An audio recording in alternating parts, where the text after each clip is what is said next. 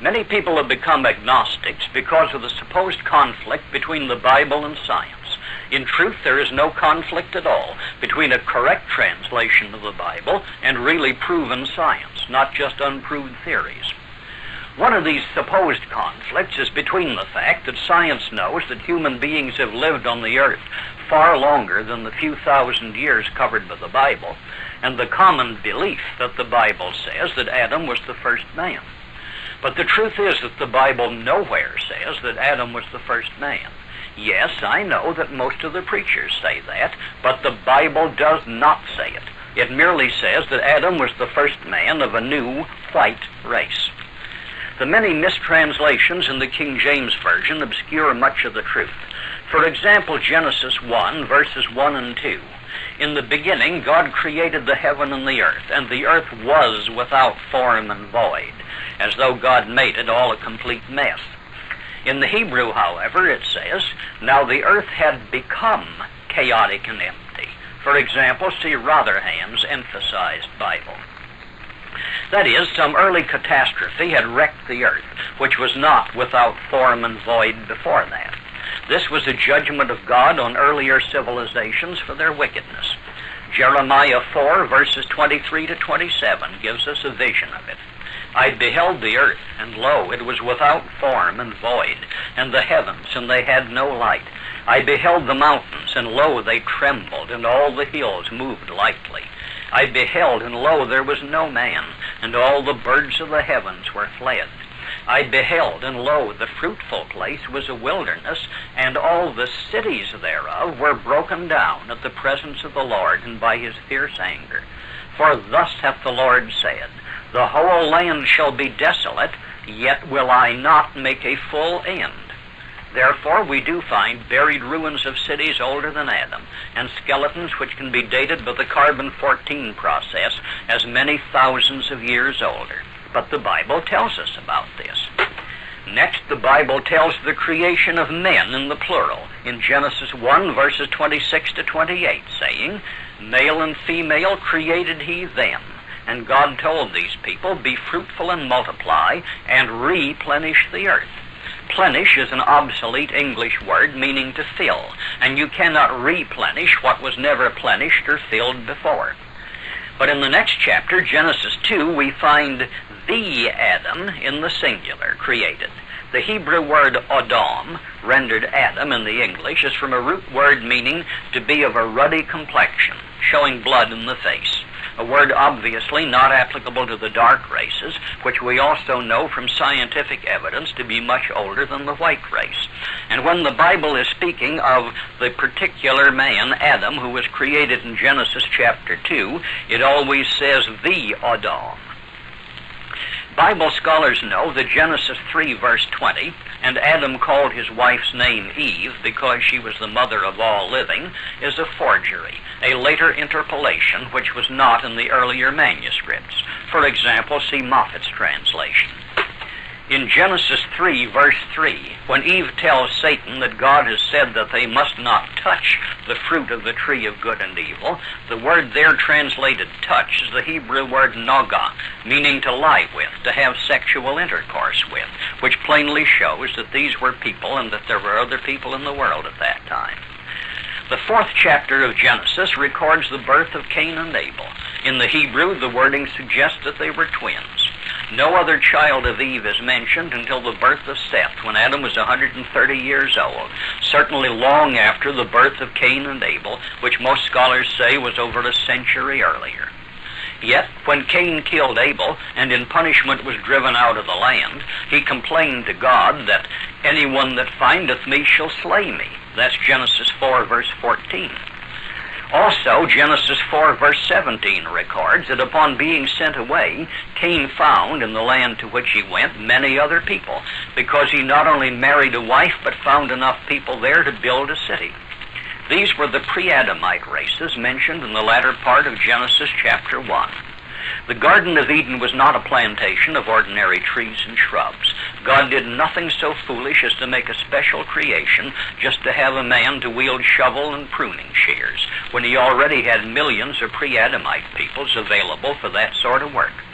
We are told that the Garden of Eden contained the tree of the knowledge or experience of good and evil. Now, no tree of the forest has any knowledge or experience of either good or evil. And the 31st chapter of Ezekiel says, "Behold, the Assyrian was a cedar in Lebanon, with fair branches and a shadowing bough, and of a high stature. Therefore his height was exalted above all the trees of the field, and his boughs were multiplied, and his branches became long. All the fowls of heaven made their nests in his boughs, and under his branches did all the beasts of the field bring forth their young, and under his shadow dwelt all great nations." The cedars in the garden of God could not hide him. The fir trees were not like his boughs, and the chestnut trees were not like his branches, nor any tree in the garden of God was like unto him in his beauty. I have made him fair by the multitude of his branches, so that all the trees of Eden that were in the garden of God envied him. Obviously, the trees in the Garden of God in Eden were family trees of races and nations who admired and envied the early Assyrian Empire, for an ordinary wooden tree can't envy anybody. These races and nations made up the garden that Adam was to cultivate. That is, Satan had been what we might call the superintendent or governor of this planet, to rule it in obedience to God's will, until he forfeited that position by rebellion against God. Adam was sent to take his place. It was Adam's job to rule the various nations and races of the earth as God's representative here, educating them in God's laws and enforcing obedience to those laws. These other races and nations had been here many thousands of years before Adam. Therefore, the Bible makes it unmistakably clear that we are not all descended from Adam and Eve, for there were other races on earth, already old, already numerous, when Adam was created.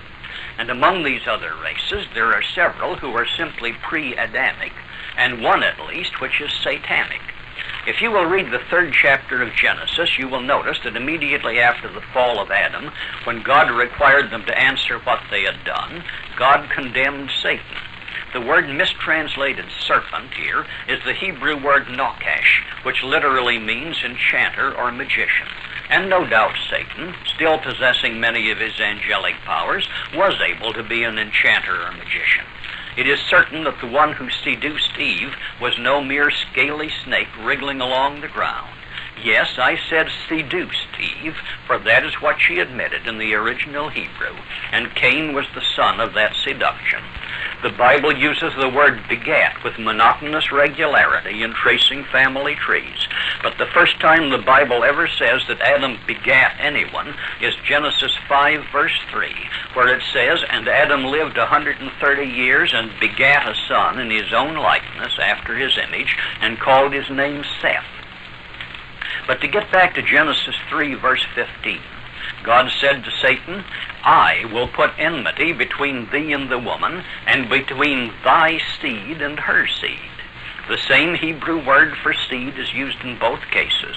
Satan was to have just as literal seed or descendants as Eve. God's own word being pledged to this, we must expect to find it actually happening. And we do. Jesus Christ himself tells us of it. In Matthew 13, verses 38 and 39, in explaining the parable of the tares among the wheat, Jesus says, "The field is the world. The good seed are the children of the kingdom, but the tares are the children of the wicked one. The enemy that sowed them is the devil."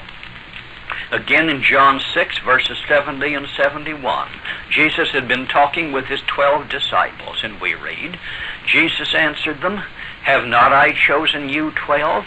And one of you is a devil." He spake of Judas Iscariot, the son of Simon, for he it was that should betray him, being one of the 12. And again you should read very carefully the 8th chapter of the Gospel of John, where Jesus told those who hated him, "Ye are of your father the devil, and the lusts of your father ye will do." He was not being vulgarly abusive in either of these cases, for he never resorted to name-calling for abuse. He did call some of them hypocrites, which they truly were, so his statement was precisely accurate. He did call some of them serpents, children of vipers, which again was accurate. Long before this, the children of Satan had adopted the serpent as a symbol or emblem of Satan.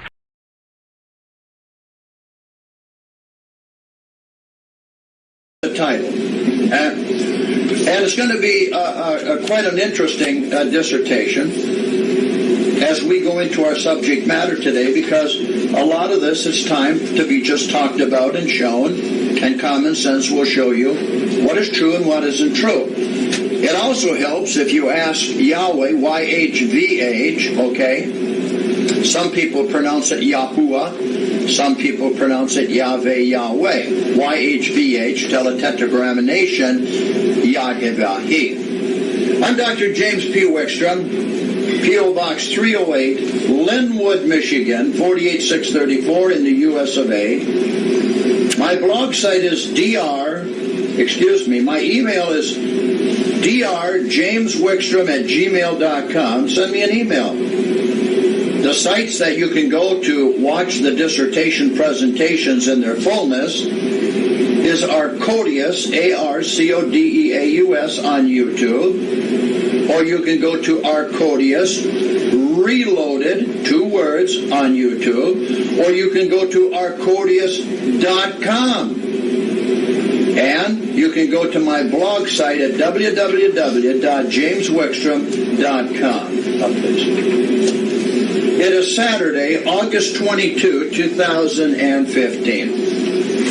And before we start into our presentation, I want to remind everybody out there who's very conscious of who they are and who their Father is, the living God, YHVH, that the Feast of Tabernacles this year starts at sundown, October 8th, lasts until sundown, October 16th, and we will be celebrating it here in Michigan on the weekend of the 10th and the 11th. So you can either write me or you can send me an email if you want more information about when, how, where, and why. All right?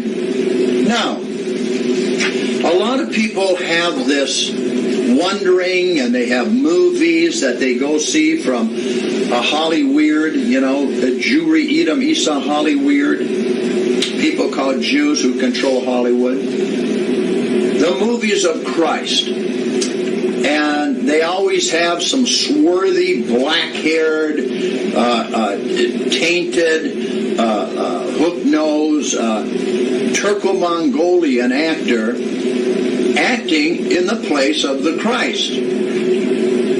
There is never a true individual who acts the part on a racial plane of who he is and who he was at that time. We're going to go in there today and we're going to talk with some common sense. We're going to view an article of history about him, all right? And then we're going to have a picture of him on an artist's view. That was, the artist, of course, was Italian. The description of him, and he drew the portrait, and we'll be putting that picture up, all right? So, number one that I would like to get into on this subject matter is a letter from Pontius Pilate to Tiberius Caesar. And this is a reprinting of a letter from Pontius Pilate to Tiberius Caesar describing the physical appearance of Christ. Copies are in the Congressional Library in Washington, D.C. And this is the content of the letter from Pilate to Caesar in Rome. To Tiberius Caesar. A young man appeared in Galilee, preaching with humble unction. A new law. A new law. Not a new religion, a new law, in the name of the God that has sent him. Remember, the Father always spoke in parables. He spoke in parables. All right? At first I was apprehensive that his design was to stir up the people against the Romans, but my fears were soon dispelled. Jesus of Nazareth spoke rather as a friend of the Romans rather than a friend of the Jews. Please. One day I observed in the midst of a group of people a young man who was leaning against a tree calmly addressing the multitude.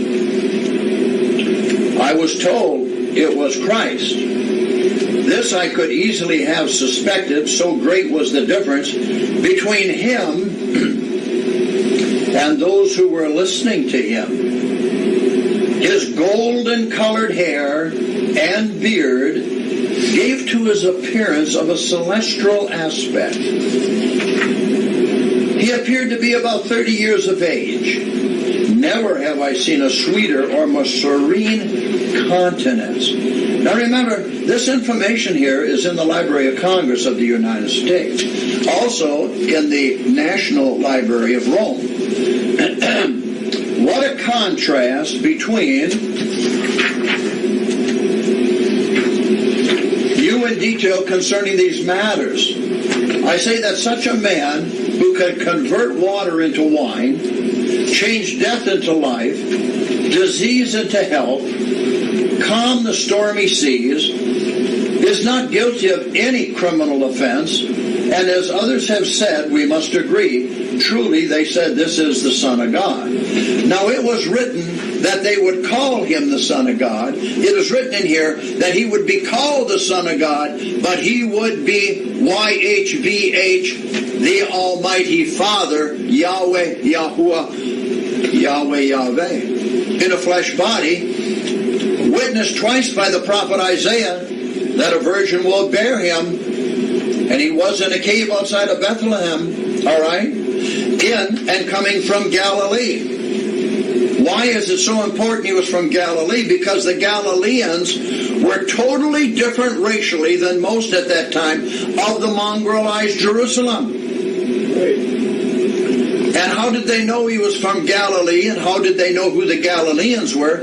Because the Galileans dressed in their attire as the true ancient Hebrews, not as those of the Edom Eastside Sanhedrin. Now this is very important. This is an official document in the Library of Congress of the U.S. and in the Roman Museum of History. Let's continue here. Your most obedient servant, Pontius Pilate.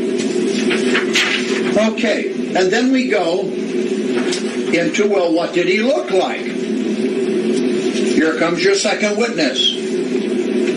Few people are aware there is an existence today in the archives in Rome a physical description of Yahweh of the Christ. It is contained in a report written some 2,000 years ago by a Roman, Publius Lentulus, to his emperor Tiberius, and it reads like this. There has appeared in Palestine a man who is still living and whose power is extraordinary. He has the title given to him of Great Prophet. His disciples call him the Son of God. He is a tall, well-proportioned man, and there is an air of serenity in his countenance, which at once attracts the love and reverence of those who see him. His hair is the color of new wine from the roots to the ears, and thence to the shoulders it is curled and falls down to the lowest part of them. And upon the forehead it parts in two after the manner of the Nazarenes. His forehead is flat and fair, his face without blemish or defect, adorned with a graceful expression. His nose and mouth are well proportioned. His beard is thick, and the color of his hair. His eyes are extremely lively. And in reproofs, when he goes after someone, he is terrible. But in his exhortations and instructions, amenable and courteous. There is something wonderfully charming in his face with a mixture of gravity. Though merry and joking, he is never seen to laugh, but he has been observed to weep. He is very straight in stature. His large hands are large and spreading and extremely well kept, and his arms are very beautiful. He talks little but with great quality, and is the handsomest man in the world, unquote. And what does he really look like? This is a picture of what people say is Yahweh, Yahuwah, YHVH, Yahweh, the Father who came and was born from a virgin in a cave outside Bethlehem. I have given you a double witness here to his description, to his hair, to his looks, to his entire description. An artist, a very qualified artist in Italy, took those descriptions and like a forensic expert, he painted this picture from the description of which I have just given you. And this is